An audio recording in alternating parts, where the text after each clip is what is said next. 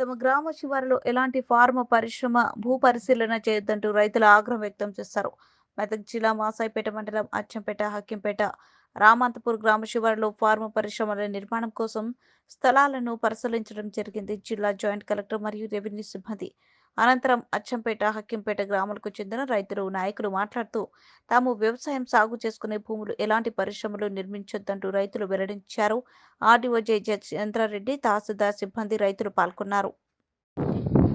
మాసాయిపేట మండలానికి మాసాయిపేట మండలం చెందినటువంటి అక్కింపేట అచ్చంపేట శివారికి ఫార్మా కంపెనీ అంటే ఒక కెమికల్ కంపెనీ వాళ్ళు పరిశీలన కోసం రావడం జరిగింది.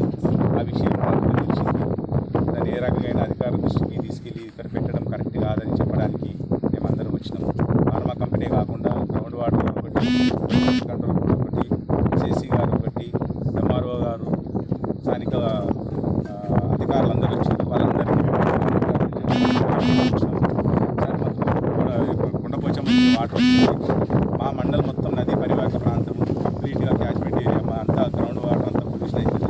కొండపోచమ్మ నుంచే కాకుండా మాకు మకరాజ్పేట నుంచి కూడా, ఆచరణ నుంచి కూడా నీళ్ళు వస్తాయి. వాళ్ళందరూ పై నుంచి నీళ్ళు రావు, అక్కడి నుంచి రావు కదా అని మాకు అక్కడి నుంచి కూడా వస్తుంది. చీకటం బాగా అంటుందని అక్కడి నుంచి కూడా నీళ్ళు వస్తాయి. కాబట్టి ఎట్టి పరిస్థితులలో మేము ఫార్మా కంపెనీకి ఇక్కడ మేము ఒప్పుకోం సార్ అని చెప్పేసి మన కరాఖండిగా మేము, మాతో పాటు అక్కింపేట అచ్చంపేట రైతులు, మాసాయిపేట గ్రామస్తులు అందరం కూడా చెప్పినాం.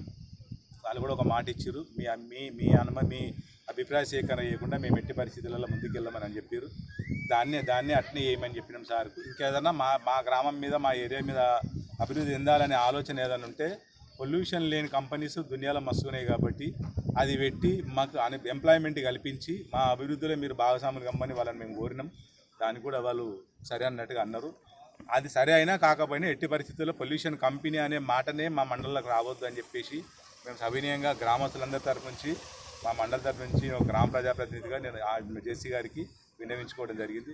వారు కూడా సానుకూలంగా ఉన్నారు.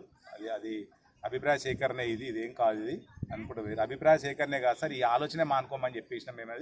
అది కాబట్టి మేము